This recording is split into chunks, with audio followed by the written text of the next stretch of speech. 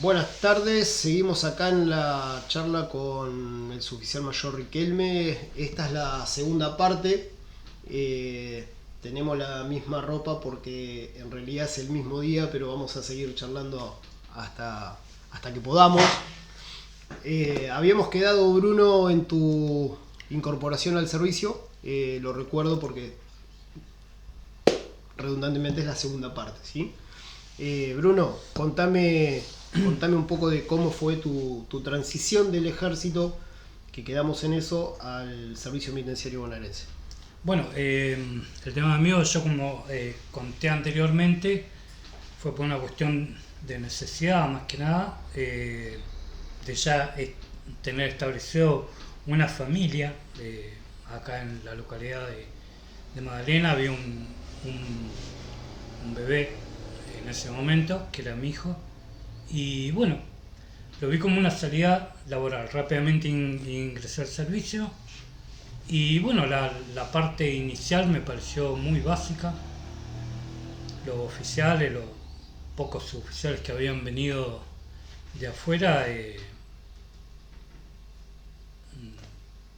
no quiero ser despectivo ni nada, pero bueno. Sí, digamos muy sutilmente que no destacaban No, del resto. no, para nada. Y entonces yo me sentía en un lugar cómodo. Cómodo, solamente faltaba la otra parte, que era el ingreso de los internos. Recordemos que la unidad 28 en ese momento se estaba reacondicionando con los muros y demás para poder... Claro, estaba en plena construcción para Exactamente. transformar el penal militar en un penal de internos En civiles. un presidio. En un presidio, exactamente. Exactamente. Así, bueno, rápidamente los que teníamos cierta, o que nos destacábamos por ciertas actitudes que veían nuestros superiores, nos fueron sacando de los lugares del resto. Estamos hablando ante este personal que cortaba junco, que andaba haciendo otro tipo de... Sí, el trabajo común de un pueblo chico, Eh, changarines de pueblo, Exactamente. albañiles. Albañiles, pintores, viste, gente común y corriente que ni siquiera habían atravesado una etapa militar, ¿no? Claro, y tengamos en cuenta que ya personas grandes Exactamente. tenían que pasar de una adolescencia ya a la madurez y transformarse en un agente de una fuerza de seguridad. Claro, uniformado, Tal cual. que estaban establecido jerarquía, era muy piramidal en ese momento, que uno estaba acostumbrado, por eso eh, Sí, no fue difícil esa parte. no, para nada, no la sufrí nada, más estaba cómodo, me sentía cómodo. Los primeros años, bueno, arrancó así mi trayectoria. Siempre digo, tuve la suerte y la gratitud, Mauro, que el segundo jefe de la guardia que tuve fue un tipo que tenía una visión diferente al resto. Porque en ese momento, ¿Hablamos del mismo? El que fue mi primer jefe de la guardia. Rómulo, También. Sí. bueno, No lo nombré nunca, porque no quiero herir No. susceptibilidades, pero sí es él. Yo siempre tengo gratitud a la gente que me dio una posibilidad.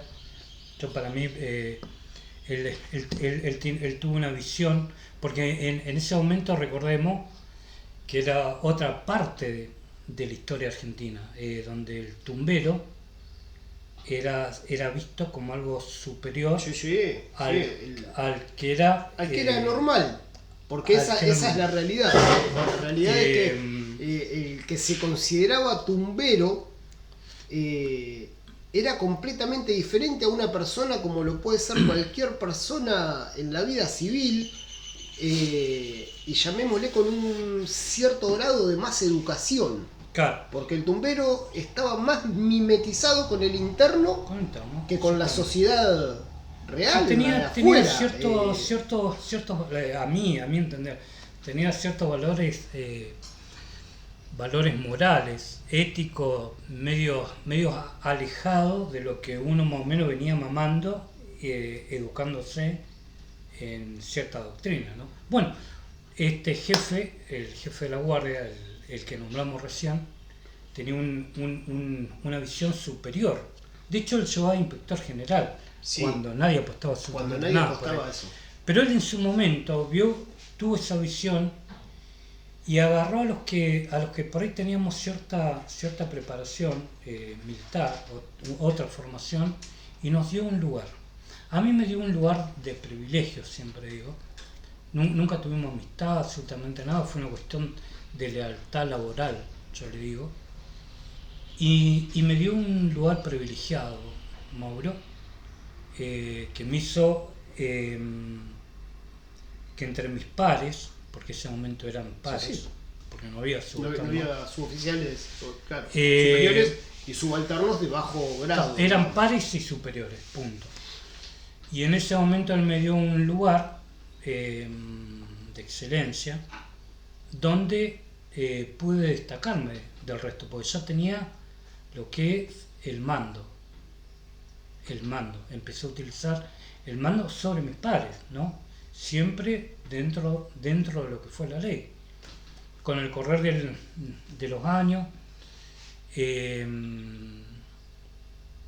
con el correr del tiempo, también eso hizo que haya mayores responsabilidades, Mauro. Fui el primer encargado cuando se armó lo que fue la vieja DTD, que era una sede, Sí, ahí en la 28. Sí. El primer encargado del grupo de ese momento recayó sobre mi espalda, donde tenía un suboficial. Yo era cabo, tenía un cabo primero, el negro Flores, arriba mío, y yo lo respetaba como superior. superior. Sí, tuve la misma experiencia con él cuando a mí me ponen de cabo de cuarto. Flores era sargento. Esas son las cosas del servicio que uno nunca va a entender. Tal cual, era muy, para mí fue muy difícil. Muy chocante era. Entender por qué yo, siendo subalterno, le estaba dando órdenes a mis superiores. Un superior, claro. Y Flores fue una de las personas a las que respeté muchísimo. Sí. Me enseñó muchísimo, Sí. porque era un hombre con mucha experiencia. Hay que tener la experiencia. Que me encantaría también estar charlando con él. Ojalá lo pueda encontrar porque hace mucho que no lo veo y me gustaría encontrarlo para charlar. Y bueno, él era sargento y le daba órdenes. Yo que era guardia, porque ni siquiera había ascendido a cabo. Tenía la primer jerarquía, que era la nada misma dentro de la institución. Y él era sargento. Y me costaba mucho darle una orden a él. Es una cosa rara, como decís vos, que las tiene el servicio penitenciario. Que las tiene el servicio, sí. Bueno, continúo. Bueno, en ese momento se forma el grupo de comparendo, donde el jefe de la guardia me da toda la responsabilidad, encima sobre los oficiales, que eran ajustores, oficiales de servicio, en ese momento salían a la noche a cargo, pero era obviamente que ellos estaban todo el día con las actividades cotidianas de la cárcel.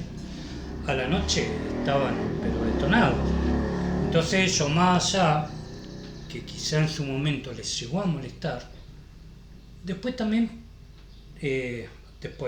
a las poquitas semanas se adaptaron, porque ellos lo único que tenían que era firmar. Pero para mí fue una responsabilidad muy grande, Mauro, porque a mí yo tuve la responsabilidad tanto operativa como administrativa. Y encima había algo que fue muy importante, que a mí no me instruyó nadie.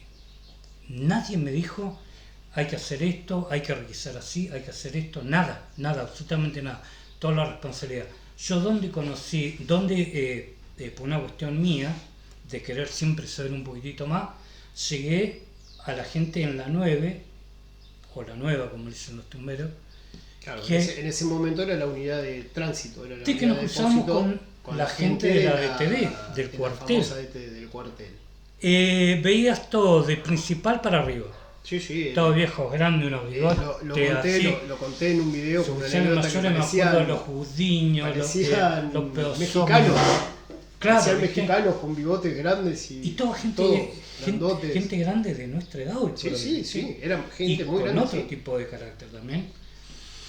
Y yo rápidamente busqué información de ellos. Me costó bastante, porque eso era como que... Sí, sí, mantenían ¿viste? una distancia. Sí, Sí. sí, eran ellos. Sí. Pero cuando vieron también que yo quería darle cierto profesionalismo a lo que estábamos haciendo, me enseñaron todo.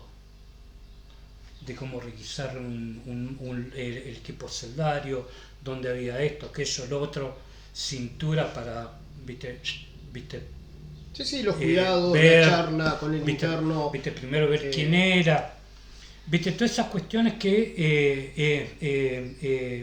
me hicieron. Yo eso, Mauro, a través de todos mis años de servicio, siempre fue un multiplicador de conocimiento. Jamás me guardé para mí. Es que es la idea. Nunca fui mezquino con mis conocimientos, porque yo decía, si lo podemos saber entre todos, mejor. ¿Por qué? Porque cumplimos nuestra labor Y nos franco vamos, de y nos vamos servicio a casa sin problemas. y vamos a disfrutar nuestra vida afuera, sin novedad, el famoso sin novedad.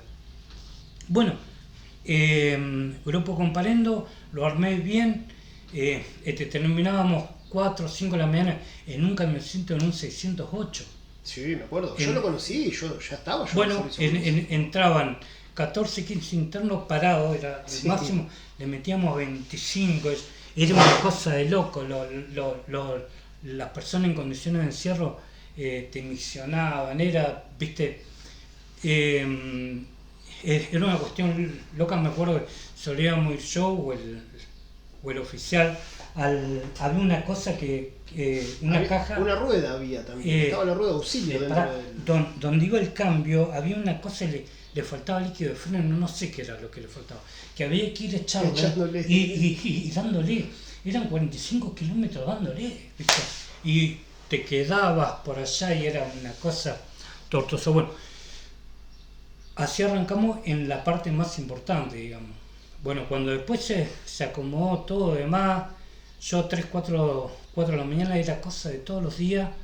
Yo juntaba al personal de mi grupo, que éramos 7, lo juntaba y siempre Mauro tenía por costumbre destacar lo bueno y lo malo, para poder aprenderlo. Eso era cosa diaria. Perdíamos y ganábamos 10, 15 minutos y todos calladitos.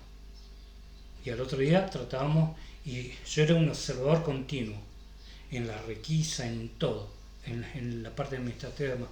Después, con el correr de los meses, cuando vi que ya estaba todo más o menos organizado, lo entregué. Se lo entregué a Ariel Aguirre. Tal cual. Un tipo que yo sentí que también tenía la capacidad. Bueno, salgo de ahí, llego a la guardia. El jefe de la guardia en ese momento me entrega la sala de armas. Y bueno, empieza el tema de los GIEF, de los grupos tácticos. Claro, en un primer momento eran GES. Claro, Eran GES. grupos especiales de seguridad. Claro, Sí. GES. Allá el jefe de la guardia también me lo charla porque llega la invitación, ya se estaba corriendo el rumor que yo de lo que se iba a hacer y demás. Sí, sí, ya venía del 99 cuando yo ingreso, mientras que nosotros estábamos haciendo la instrucción en el servicio, viene un jefe a preguntarnos quiénes veníamos del ejército y nos Claro. comenta de que había un rumor de que se iban a formar grupos en las un unidades. anteproyecto, claro. Y bueno, y ahí estábamos ya expectantes a decir, bueno, soy nuevo, ingresé al servicio, vengo del ejército, es muy probable que ya me ubiquen en un lugar que nos interesaba, más que nada por la formación militar que por lo que conocíamos de la cárcel en sí. Sí. Sí, es tal cual. Así, bueno, ahí el jefe de la guardia también me convoca a mí. Yo conocía, ya ustedes ya habían ingresado. Yo tuve la suerte de tenerlos como soldados en el esta noche, así que ya los conocía. Había una diferencia con el resto también, porque era notable, eso no se puede negar, y está bien también. Entonces yo voy proponiendo gente a los que consideré que podíamos ir y venir con la capacitación y con justamente para el tema del servicio, que no iban a tener problemas, ¿no? Porque en estas cuestiones un civil, mandarlo a hacer algo así de una y... ¿Qué lo hicimos? Sí, Lo hicimos, pero ya y gracias teniendo, a Dios nos salió Mauro, muy bien. pero teniendo la experiencia de los que ya habían ido. Sí, obviamente. Yo siempre digo, uno siempre fue punta de lanza en todo. ¿Por qué? Porque después hay suboficiales que hemos charlado y que me han dicho, si ustedes lo hicieron, y yo también lo podía haber hecho. Y lo hizo. Entonces, punta de lanza. Siempre considero eso. Estamos hablando de ese momento. De ese momento, sí. Así que bueno, fuimos, realizamos el curso. Era más que nada físico, porque técnico Sí, era poco. Era muy básico también. Regresamos a la unidad y ahí tuvimos un gran problema. Un gran problema porque nuestra preparación que habíamos ido a hacer, nos tuvimos que enfrentar ante dos situaciones. Una que ya lo sabemos que era el rechazo de los internos ante cada incursión que íbamos a hacer. Pero la otra, la que a mí más me jodió y que la que yo, por capaz que de tu lado, Maura, capaz que vos no la viste, pero yo como siempre me considero un comandante natural, tuve que ir mucho al choque, pero no al choque de violencia, sino de sentarnos aparte con gente, con camaradas nuestros, a explicarles que no éramos ni superiores ni inferiores, que no estábamos jugando a ser soldados, que estábamos justamente cumpliendo una misión un tanto diferente al resto, nada más, que éramos un engranaje. Mira, yo pongo un ejemplo de lo que nos pasó en ese momento. Yo siempre cuento que nosotros ingresamos al servicio y los partes se hacían con la vieja máquina de escribir, la Olivetti. Después pasamos a las primeras computadoras con el programa DOS. Y nosotros, en ese momento caemos nosotros con los cursos. Nosotros pasamos a hacer un Windows nuevo, un Windows 10. Que nadie lo entendía, nadie sabía para qué estaba, qué se podía hacer, o creían que podíamos hacer cosas mágicas, que nos habían entrenado para... Yo creo, ese es el ejemplo que pongo. Fuimos adelantados para el momento.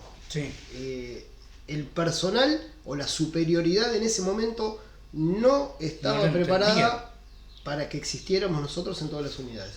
No lo comprendía, no lo aceptaba y nos hacía nuestra labor mucho más difícil. Mucho más difícil. Yo recuerdo, Mauro, yo no sé cómo ahora se estarán manejando la unidad, porque hace 3 años estoy retirado. Y bueno, después vamos a llegar a ese tema. También como que me dejó de interesar la parte operativa del servicio, pero en ese momento, antes del 2003, los jefes de secciones, 8:30, 9 de la mañana, se juntaban todos con el director y pasaba cada uno, que era recabar información. Era básicamente eso.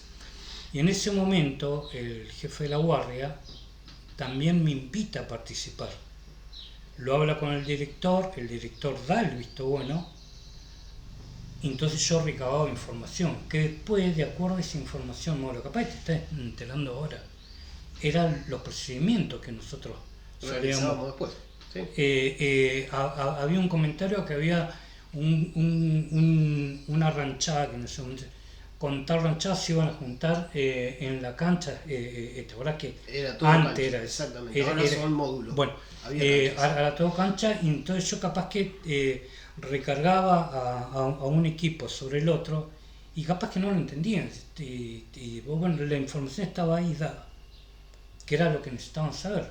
Mira, va a haber un problema así, tanto van a participar, qué munición vamos a llevar, cuántos escudos, era eso.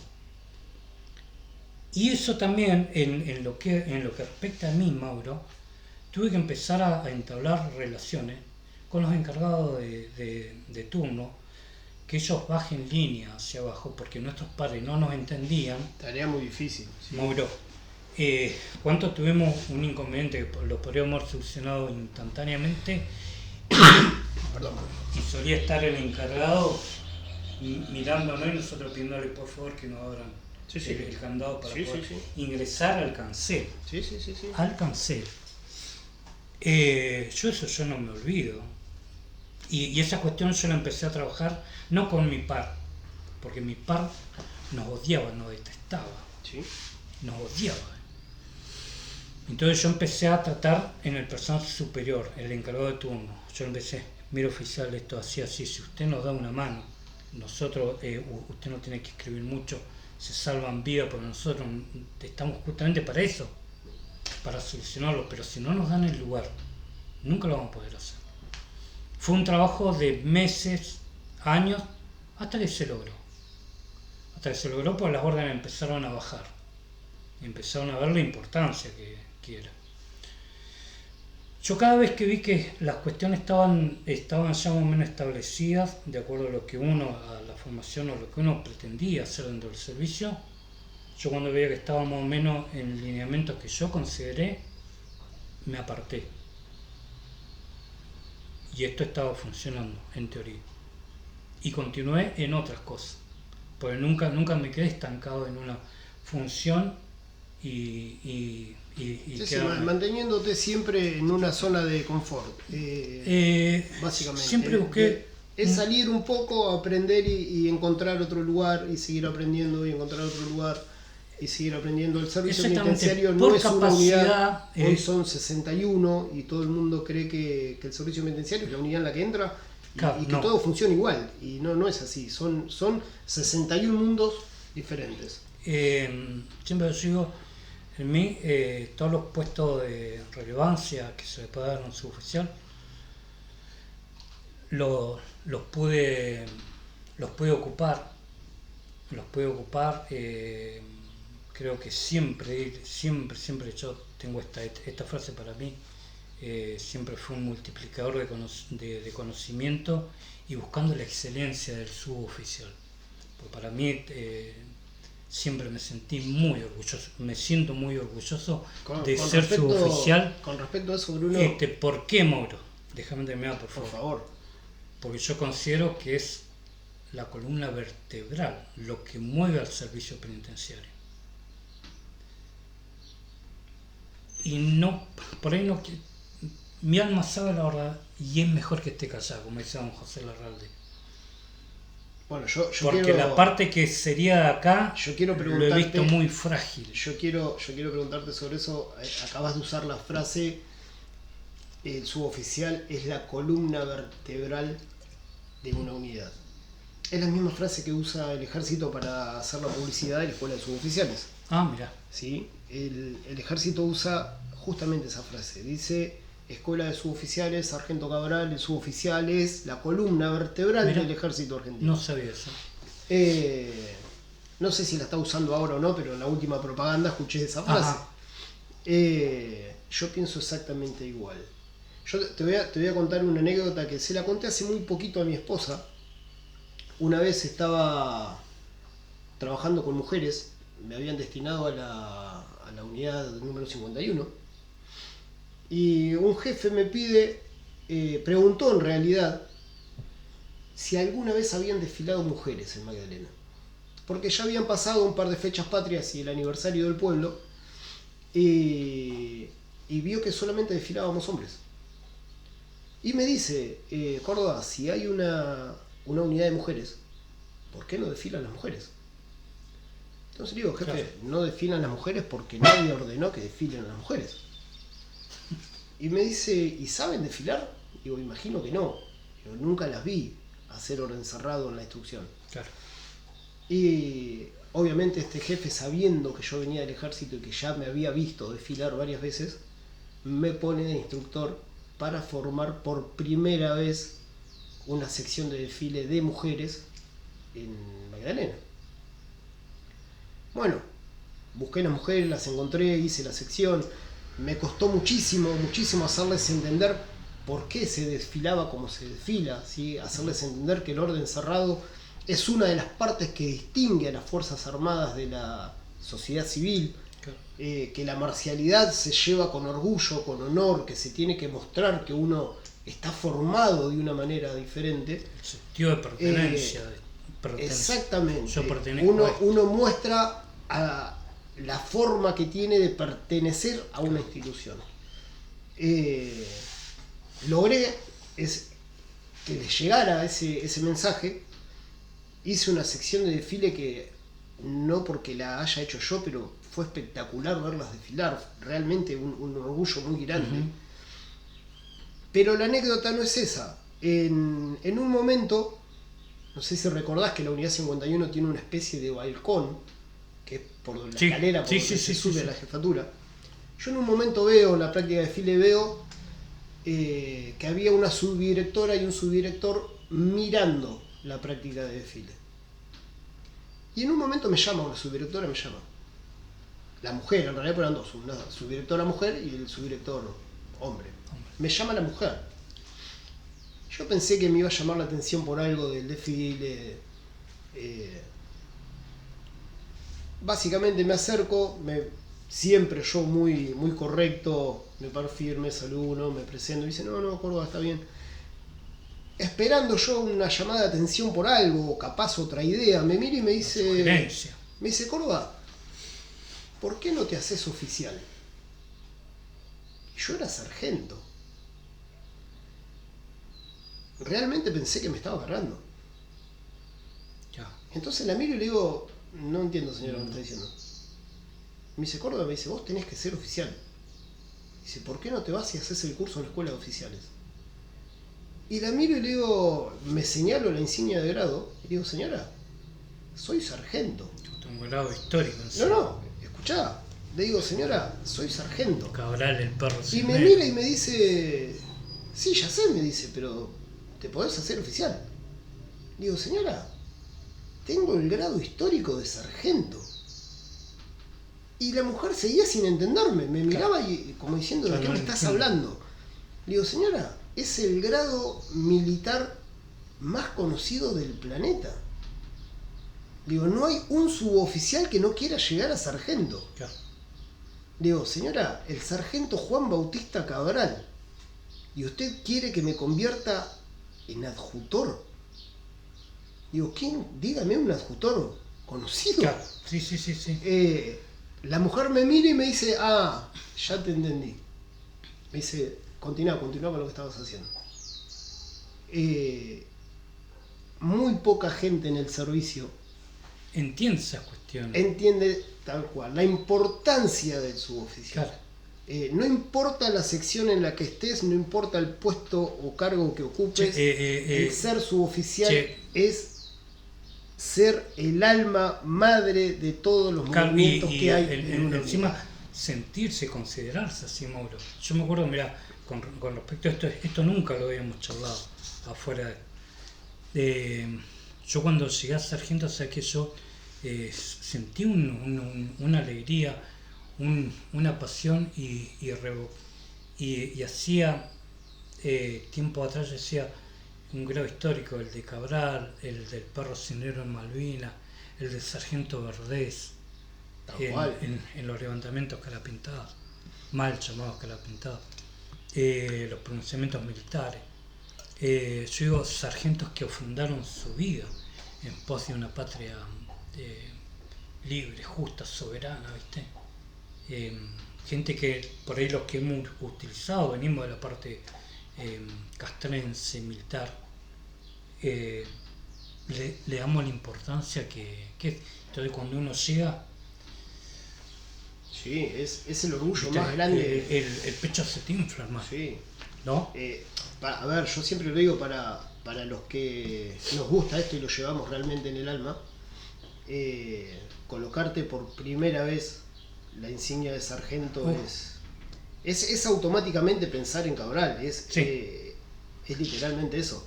Sí. Yo con todo el orgullo y amor del mundo a uno de mis hijos le puse el nombre Juan Bautista. Sí. Realmente creo que es un ejemplo a seguir, es una demostración de amor de entrega, de pero entrega totalmente. absoluta por la patria grande que queremos ser, Claro. realmente. El grado de sargento es el grado más pesado que tiene Sí. Cualquier institución. cualquier para mí, institución. para mí, Sí.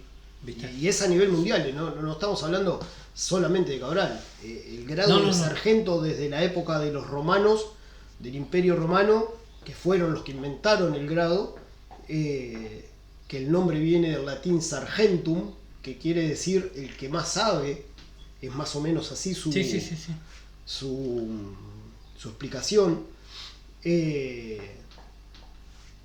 Desde esa época hasta el día de hoy es el grado más conocido. Sí. Es el grado más utilizado y más conocido en todas las Fuerzas Armadas del Y mundo. de seguridad del mundo, claro. Y qué poco, hablando un poquito de historia y demás, por ahí hay sucesiones mayores que se han retirado. Y estas cuestiones que tendrían que ser básicas. Básicas, vos ya siendo guardia, cabo, ya deberías de saberlo. Y no se sabe, ¿no? Y